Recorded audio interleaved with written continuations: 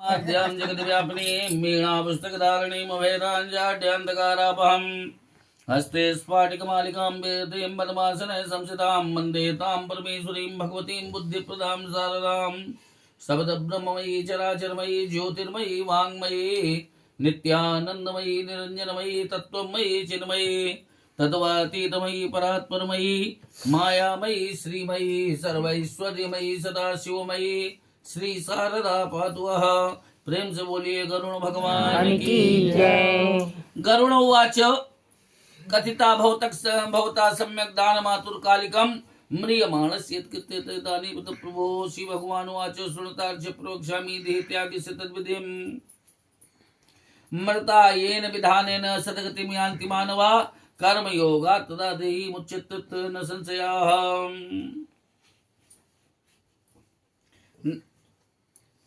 मुच्यत निजं बपू तुलसी सन्निधौ कुर्याद् मंडलम गोमयन तु तिलाश्य विकीर्यायोदर्भाष्य विनिक्षिपेत स्थापयदासने शुद्धे शालिग्राम शिलां तदा शालिग्राम शिला यत्र पापदोष भयापहा तत्सन्निधान मरणान् मुक्ते जन्तु स्मृचिताः तुलसी विटुपक्षाय यत्रास्ति भवतापः तत्रैव मरणान् मुक्ति सर्वदा दान दुर्लभा तुलसी विटपक्षाया स्थानं गृहे यस्यावतिष्ठते तद्गृहं तीर्थरूपं हि न यान्ति यमकिंकरा तुलसी मंजरी युक्तौ यस्तु प्राणान् विमुञ्चति यमस्तं नेक्षितुं शक्तो युक्तं पाशसतैरपि तस्यां दलं मुखे कृत्वा तिलदर्भासने मृता नरो विष्णुपुरं याति पुत्रहीनोपसंशयाः।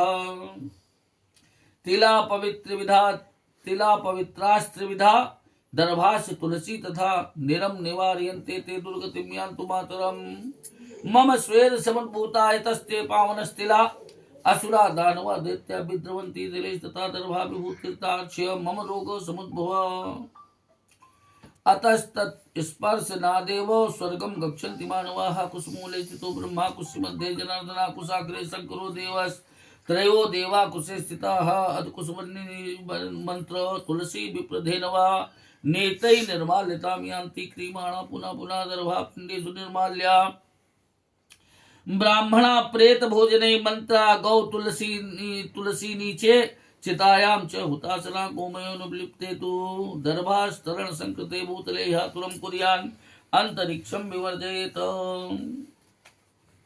गरुड़ जी कहते हैं कि आपने आतुर काल के दान को बहुत ही श्रेष्ठ कहा।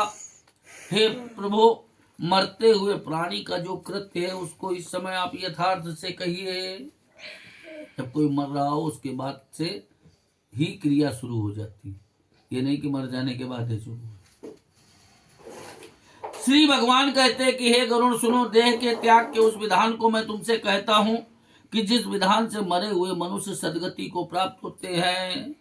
यहाँ पर जब देही कर्म के भोग से अपने शरीर को छोड़े उस समय तुलसी के समीप गोबर का मंडल बनावे, उसमें तिल को फैला करके उसमें कुश डाले, कहते ना कुशासन दे दो, जमीन से खाट वगैरह से नीचे उतार लो। तब सफेद आसन पर शालिग्राम शिला को स्थापित करके पाप दोष और भय को नाश करने वाली शालिग्राम की जो शिला है उसके समीप में मरने से प्राणी की निश्चय मुक्ति होती है। संसार के ताप को दूर करने वाले तुलसी के वृक्ष की छाया जहां पर विद्यमान है वो घर तीर्थ के समान होता है। जहां पर तुलसी के वृक्ष हो वो घर तीर्थ के समान है। जहां पर विद्यमान है वहां पर मरने से मुक्ति होती है। यह सब दानों से दुर्लभ है। जिसके घर में तुलसी का स्थान है वह घर तीर्थ के समान है, उसमें यम के दूत नहीं जाते हैं। जो तुलसी की मंजरी से युक्त होकर के प्राणों को छोड़ता है वह यदि सैकड़ों पापों से युक्त हो तो भी उस प्राणी को यमराज नहीं देख सकता है। तुलसी का दल मुख में रख करके तिल कुश के आसन पर मरा हुआ प्राणी पुत्रहीन होने पर भी निस्संदेह विष्णुपुर को जाता है। 3 प्रकार के जो तिल हैं और दर्भ माने कुशा और तुलसी दल, ये सब दुर्गति को प्राप्त होते हुए आतुर का निवारण करते हैं तिल भगवान कहते मेरे पसीने से उत्पन्न है, इसलिए पवित्र है। इस कारण तिलों से आसुर, दानव और दैत्य भागते हैं। हे गरुण, मेरे रोम से उत्पन्न जो कुसा है वो मेरी विभूति है। उनके स्पर्श मात्र से ही मनुष्य स्वर्ग लोक को जाते हैं। कुसा के मूल में ब्रह्मा, मध्य में भगवान विष्णु और अग्रभाग नोक में भगवान शंकर स्थित हैं। इस प्रकार तीनों देवता कुसा में स्थित हैं। इससे कुसा, अग्नि, मंत्र, तुलसी, ब्राह्मण और गाय ये बारंबार काम में लेने पर भी निर्माल्य नहीं होते, जूठे नहीं होते हैं। सब एक जगह होते हैं। कहाँ होते हैं? वैसे कुसा जो है वो पिंड जब हम श्राद्ध कराएंगे तो फिर दोबारा उन कुसा का इस्तेमाल नहीं कर सकते। शादी ब्याह में पहले पहनाते थे तो एक घर से एक के बाद दूसरे को पहना दो, तीसरे को पहना दो। लेकिन जब श्राद्ध कराएंगे तो उन कुसा का दोबारा इस्तेमाल नहीं करेंगे। कुसा जो है पिंड में निर्माल्य हो जाता है। ब्राह्मण प्रेत के भोजन में निर्माल्य हो जाता है। अभी जो एकादशा तक वो जो महापात्र है वो भी हमारी तरीके ब्राह्मण है, शुक्ला है। नहीं, भोला गुरु वो भी। लेकिन उसने 11 दिन के बीच में हम तुम्हारा सामान अभी दान लेगा, खाया है, खटिया पे बैठ के पहले खिलाया भी जाता। अब तो ये लोग खाने से कतराते हैं, खाते कहाँ, सब ले लो धर दो। तो ये 11 दिन के बीच में खाने से प्रेत में ब्राह्मण निर्माल्य हो गया।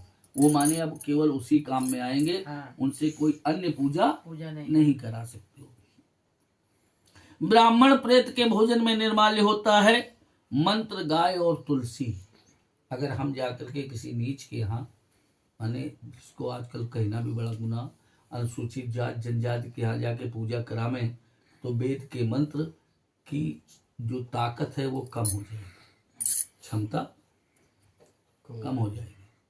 फिर वो उतने बलि ने जहाँ उन्हें हमारे मुंह से वो ताकत नहीं रहेगी। ऐसा थोड़ी होना। अग्नि जो है वो चिता में निर्माल्य हो जाती है। अग्नि पहले जमाने में कहा चूल्हा रहता है, एक दूसरे घर से अग्नि ले आओ, अपना चूल्हा जला लो। लेकिन जो चिता की अग्नि है वो मृड नाम की अग्नि। हर अग्नि का अलग अलग नाम है। किस कार्य के लिए जो कराई जाती उस अग्नि के अलग अलग नाम है। तो जो मृड नाम की अग्नि है वो केवल चिता में ही काम आती है। चिता में मतलब हम घर में भी आग क्यों कहते हैं कि चिमटे से उठाओ, हाथ से नहीं छूना चाहिए। हाथ से छूते ही अग्नि दूषित हो जाएगी। क्यों? आग बिना इच्छा के भी जलाती ही है। आप छुएंगी आपको नहीं महसूस होगा, ये कई परत स्किन है, लेकिन पहली परत छूते ही जल जाएगी। और इस स्किन के जलते ही उस अग्नि का नाम बदल जाएगा। इसलिए आग को कभी हाथ से नहीं उठाना चाहिए। वो भी चिता की अग्नि हो जाती और वो निर्माल्य हो जाती, फिर दोबारा काम में नहीं लाई जाती। इसलिए तभी ऐसे नहीं कि पुरातन लोगों ने ये चिमटा बनाया, काहे बनाया, हाथ से अग्नि को नहीं छूना चाहिए। अग्नि जो है चिता में निर्माल्य होती है। गोबर से लिपे हुए दर्भ के दिशा, दर्भ माने कुसा, दर्भ के बिछौने में संस्कार किए हुए स्थान पर आतुर को सुलावे। आतुर माने जो बिल्कुल मरने वाला है, जिसकी उल्टी सांसें चल रही, वो आतुर हो गया कि वो जाने के लिए आतुर है ना। आतुर कह देते हैं बहुत ही काम में बड़े आतुर दिखाई पड़े तो मतलब वेग से, तो जाने के लिए आतुर है। आतुर को उस भूमि में सुलावे, अंतरिक्ष का त्याग करे। ब्रह्मा, विष्णु, रुद्र और अग्नि ये सब देवता मंडल के ऊपर बैठते, इससे मंडल करे। बिना लिपी जाने वाली सब भूमि पवित्र है, परंतु जो लिपी जाती हो वह लीपने से ही पवित्र होती है। पिशाच, राक्षस, भूत, प्रेत और यम के दूत जो हैं बिना लिपे हुए स्थान में, खाट में और अंतरिक्ष में प्रवेश करते हैं।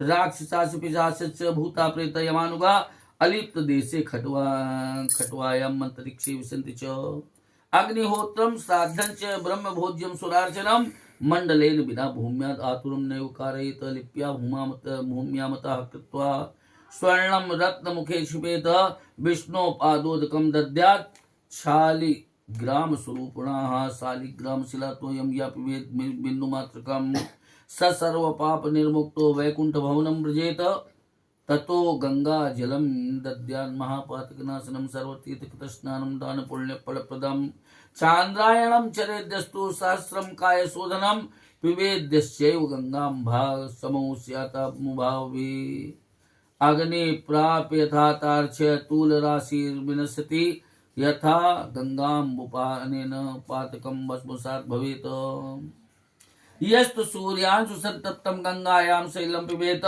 स सर्वयोनि निर्मुक्ताः प्रयाति सदब्रह्मणे नद्यो जलावगाहेन पावयन्ति तराञ्जनान् दर्शनात् स्पर्शनात् पानात् तथा गंगेति कीर्तनात् पुण्यात् पुण्यात् पुण्यान् पुरुषान् सा गंगा तस्मात् पिबेत् तस्या जलम संसार तारकम गंगा गंगेति यो ब्रूयात् प्राणै कंठरते गति मृतो विष्णुपुरम याति न पुनर्जायते भुवि उत्कामभिश्च यः प्राणै पुरुषा श्रद्धयान्विता चिन्तयेत् मनसा गंगां सोऽपि याति परां गतिम्। इससे अग्निहोत्र श्राद्ध ब्राह्मण भोजन और देवताओं का पूजन सबको बिना मंडल के भूमि में न करावे। इसके पश्चात उस आतुर को लिपी हुई भूमि में सुला करके उसके मुख में सुवर्ण और रत्न डाले। फिर शालिग्राम रूपी जो स्वरूप जो भगवान विष्णु हैं उनके चरणामृत को डाले। फिर इसके उपरांत शालिग्राम शिला के जल को जो बिंदु मात्र पीता है वह सब पापों से छूट करके मुक्ति को प्राप्त होता है। उसके पीछे महापातक को नाश करने वाले गंगा जल को दे। अब यो न गणित लगा ले कि गंगा जल में शालिग्राम का नहला लिया तो गंगा जल भी है वो भी है। नहलाने मात्र से ही गंगा जल खत्म, चरणामृत बन गया। तो गंगा जल अलग से दे। ये नहीं कि गंगा जल में शालिग्राम नहला लिया तो दोनों चीजें हो गई, दोनों नहीं बचेगी, वो फिर एक ही बचेगी, वो है चरणामृत। उसके उपरांत भी महापातक को नाश करने वाले गंगा जल को दे।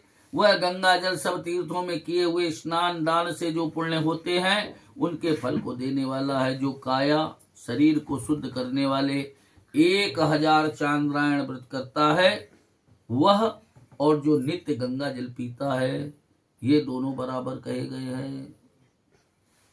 हे गरुण, जैसे अग्नि को पाकर के रुई का ढेर जल जाता है वैसे ही गंगा जल को पीने से सब पाप जल जाते, नष्ट हो जाते हैं। जो सूर्य की किरणों से तप्त होकर के तप्त गंगा जल को पीता है वह सब योनियों से छूट करके हरि के लोक को जाता है। अन्य नदियां स्नान करने मात्र से, जब स्नान करो अन्य नदियों में तो इस नहाने का फल प्राप्त होगा, लेकिन गंगा जो है दर्शन स्पर्शन पान और गंगा यह नाम कह देने मात्र से ही स्नान का फल दे देती है। लेकिन अब कहने का तात्पर्य है कि कहाँ पर दर्शन करें। पुल से गुजर रहे हो तो दर्शन कर सकती हो, नहा तो न ले। स्पर्श कहाँ करें? मान लो कहीं किनारे पर गए लेकिन घाट पक्का नहीं है, पता नहीं कितनी गहराई है, तो वहाँ स्पर्शन करके थोड़ा सा पान कर लो। नहा तो नहीं सकती हो, पता नहीं कितनी गहराई है। लेकिन जहाँ सब चीज समुचित है तो वहां पर तो फिर कायदे से नहा के आओ। तब ये ना कहो कि हम गंगा, वो तो कहते गंगा नाम कह दो तो गंगा नहाने का फल है, तो गंगा जी की तरफ पीठी करके खड़ी हो जाओ, कहते हम गंगा बोल रहे चलिए आ रहे, है ना। तो गंगा को कैसे कैसे लिखा तो है दरस परस बज्जन रूपाना, लेकिन दरस परस कहाँ? दरस हम पुल के ऊपर से गुजर रहे हैं तो दर्शन है, तो स्नान का फल है।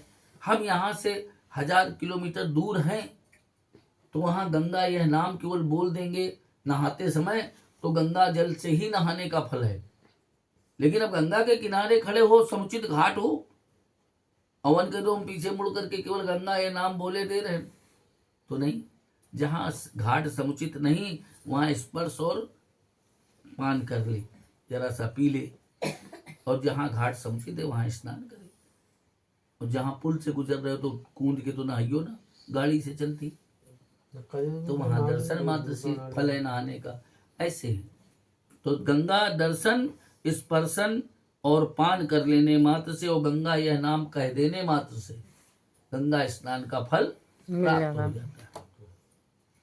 हजारों अपवित्र पुरुषों को पवित्र करती है, इसलिए संसार को तारने वाले उसी के जल को पिए। जो पुरुष कंठ में आए हुए प्राणों से गंगा ऐसा कह भी देता है तो उसको मुक्ति हो जाती है। वो मरने के बाद सीधे विष्णुपुर को जाता है। जिसके मुख से मरते समय गंगा ऐसा नाम भी निकल आवे तो वो विष्णुपुर को जाता है। पृथ्वी पर पुनः कभी उत्पन्न नहीं होता है। श्रद्धा युक्त जो पुरुष निकलते हुए प्राणों से मन में गंगा का चिंतन भी कर लेता है वो भी मोक्ष को प्राप्त करता है। इससे गंगा जी का ध्यान और नमस्कार करिए, उसके जल को पिए, उसके पीछे मोक्ष को देने वाले कुछ भागवत को सुने। एक श्लोक अथवा आधा श्लोक अथवा चौथाई श्लोक भागवत का जो अंत समय में पढ़ता है अथवा सुनता है उसका ब्रह्मलोक से कभी लौटना नहीं होता है। वेद और उपनिषद के पाठ से और शिव तथा विष्णु के स्तोत्र से ब्राह्मण क्षत्रिय वैश्य की मृत्यु जो है मुक्ति को देने वाली है। देखो शूद्र के लिए नहीं लिखा है, तीनी के लिए लिखा है ना। उनको अब बगैर करे कुछ सब सारे फल है फ्री में। ब्राह्मण क्षत्रिय विंसाम मरणम मुक्तिदायकम प्राण प्रयाण समय कुर्याद नसनम खगा दद्यात् आतुर संन्यासम विरक्तस्य दुजन्मना संन्यस्तमितियो ब्रूयात् प्राणै कंठगतैरपि हि मृतो विष्णुपुरं याति न पुनर्जायते भुवि। एवं जात विधानस्य धार्मिकस्य तदा खगा ऊर्ध्व छिद्रेण गच्छन्ति प्राणास्तस्य सुखेन हि मुखं च चक्षुषी नासे कर्णौ द्वाराणि सप्त च एभ्यः सुकृतिनो यान्ति योगिनास्तालुरन्दताः।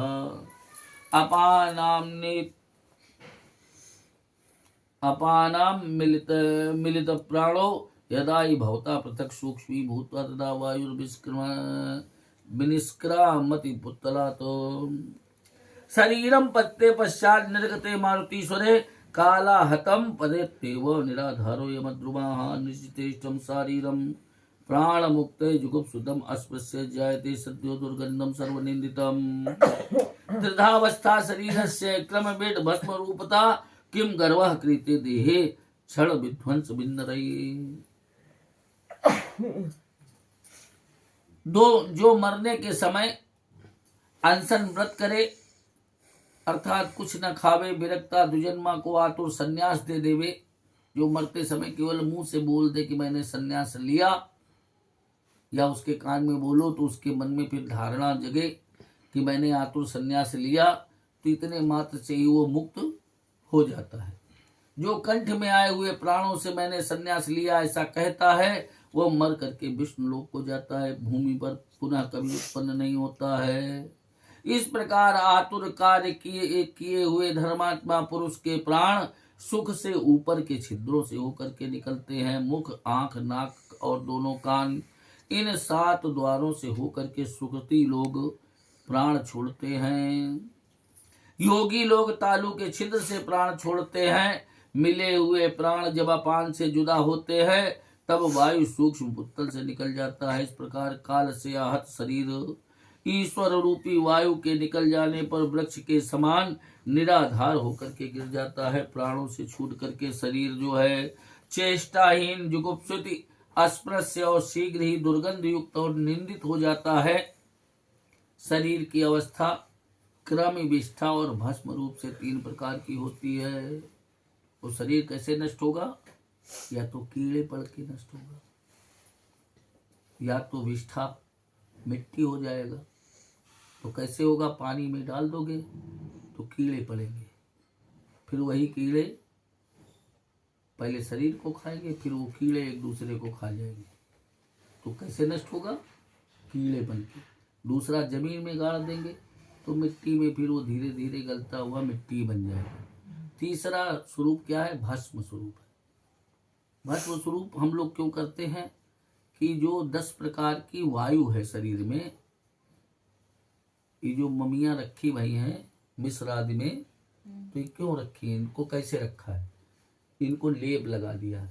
ये जो छिद्र हैं, कभी देखा ही जितने नागा बाबा लोग हैं ये उघारे घूमते तो इनको मालूम क्यों सर्दी नहीं लगती? ये मिट्टी उठा उठा के बार बार ऐसे लिखे रहते हैं तो सारे छिद्र बंद हो जाते हैं। हमको ठंड गर्मी सर्दी की अनुभूति कहाँ से होती है? इन छिद्रों से होती है। वो तभी तो बस में लगाए तो वो बैठे सब रहते। पोते रहते हैं, तो उनकी वो चमड़ी तो ऊपर से मोटी भी होती जा रही और सारे छेद बंद हो गए। तो चाहे जाड़ा पड़े चाहे गर्मी हो, उनके अंदर ना वो गर्मी प्रवेश कर रही ना सर्दी प्रवेश कर रही। तो ऐसे ही इन मम्मियों में जो रखा है तो लेप कर दिया, फिर एक्यूप्रेशर से उनके अंदर की सारी हवा निकाल ली। अगर हवा अंदर रहेगी तो शरीर टाइट नहीं तो वो फिर उसमें गंध आने लगेगी, हवा बदबू निकल आने लगेगी।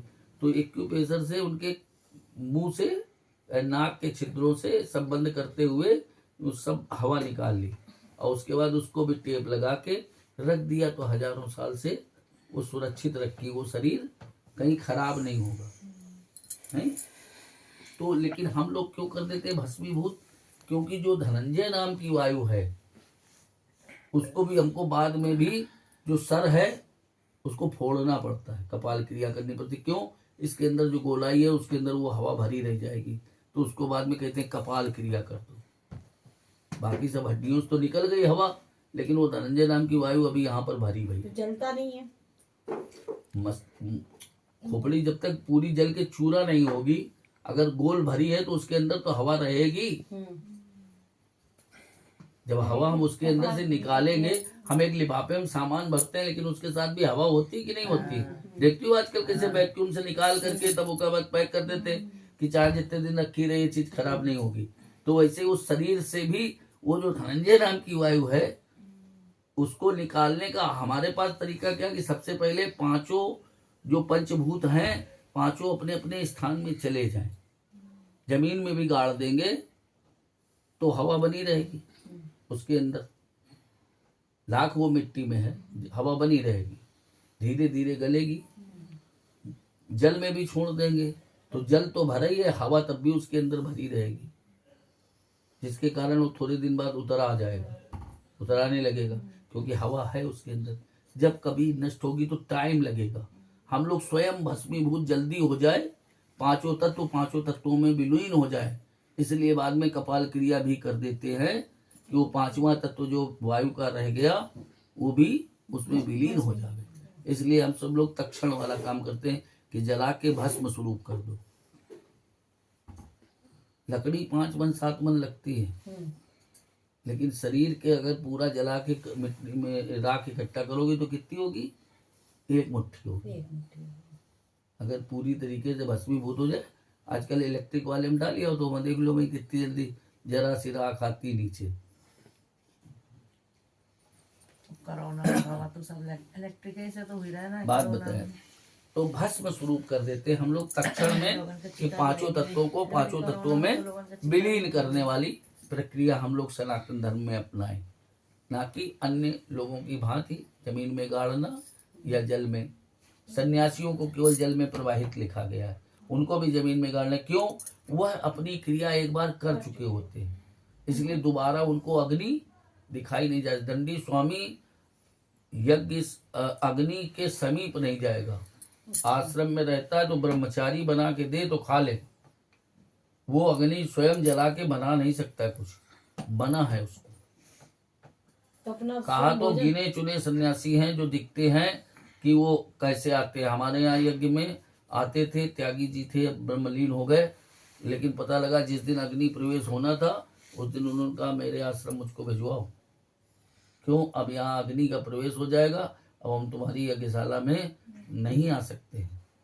त्यागी पुरुष थे उन्होंने, माने उनका तप भी था कि 3 वर्ष उन्होंने केवल बालू के 2 लड्डू बनाते थे, एक शंकर जी पे चढ़ाते थे, एक खा के पानी पी के रहे थे। बालू का लड्डू 3 वर्ष।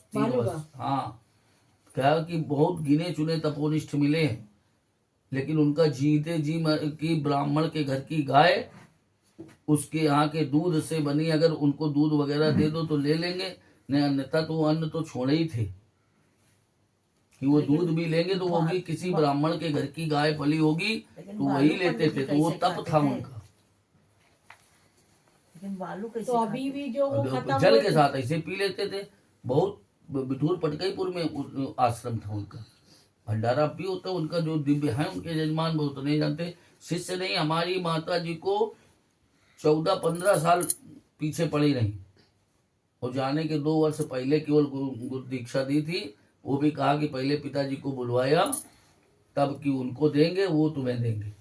माने जो दीक्षित है, आजकल लोग महिलाओं को दीक्षा दे रहे हैं, महिलाओं को दीक्षा देने का कहीं अधिकार नहीं है। महिलाओं का गुरु उसका पति ही है। पति दीक्षा ले और वही मंत्र पति अपनी पत्नी को बतला दे। ये महिलाएं जो दीक्षा लेते घूम रही हो आजकल, आडंबर ये जो सब बनाए हैं, ये कहीं कुछ नहीं है। महिलाओं का जो कुछ है वो पति है। पति की आज्ञा से ही जो मंत्र पति दीक्षा लेकर के ले तो वही मंत्र महिलाएं जपे। लेकिन आजकल कई दो तो पंडित बदल जाए। पृथ्वी में पृथ्वी भस्म स्वरूप 3 प्रकार की होती है। क्षण में विध्वंस होने वाले शरीर पर मनुष्य क्यों करके गर्व करता है। पृथ्वी में पृथ्वी, जल में जल, तेज में तेज और पवन में पवन लीन हो जाता है। वैसे ही आकाश में आकाश लीन हो जाता है। वह आकाश जो सर्वव्यापी और शिव रूपी है, नित्य ही मुक्त जगत का साक्षी स्वरूप, अज अमर आत्मा देह में स्थित है। इंद्रियों से युक्त जीव जो है, शब्द आदि विषयों से घिरा हुआ है।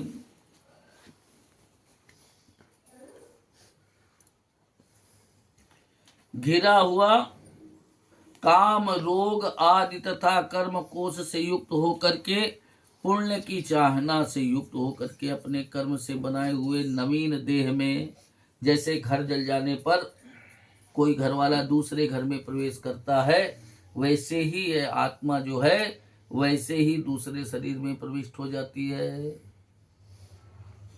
तब किंकिणी जाल की माला वाले विमान को लेकर के चलते हुए चमरों से शोभित देवताओं के दूत आते हैं।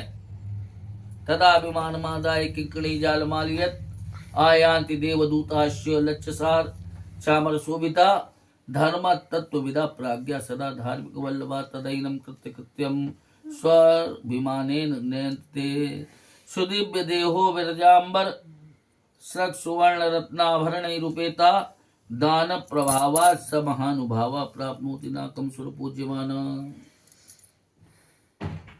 तब देवताओं के दूत आते हैं, चमरों से शोभित, धर्म के जानने वाले पंडित और धर्मात्मा को सदा प्यार करने वाले देवता के जो दूत हैं, वो कृतकृत्य प्राणी को विमान में बैठा करके स्वर्ग को ले जाते हैं। सुंदर दिव्य देह वाला देवता स्वरूप निर्मल वस्त्र और माला रत्न से जड़े गए आभूषणों से युक्त महानुभाव, वह पुरुष जो है दान के प्रताप से देवताओं से पूज्यमान होकर के स्वर्ग को प्राप्त होता है। श्री गरुड़ पुराणे सारोद्धारे निर्माण कृत निरूपणम नाम 9वाध्यायः। बोल श्री गरुड़ भगवान की जय। राम नारायणं अच्युतं केशवं राम नारायणं कृष्ण दामोदरं वासुदेवं हरिं कृष्ण दामोदरं वासुदेवं हरिं श्रीधरं माधवं गोपिका वल्लभं श्रीधरं माधवं गोपिका वल्लभं जानकी नायकं रामचन्द्रं भजे जानकी नायकं रामचन्द्रं भजे अच्युतं केशवं राम नारायणं अच्युतं केशवं राम नारायणं कृष्ण दामोदरं वासुदेवं हरिं कृष्ण दामोदरं वासुदेवं हरिं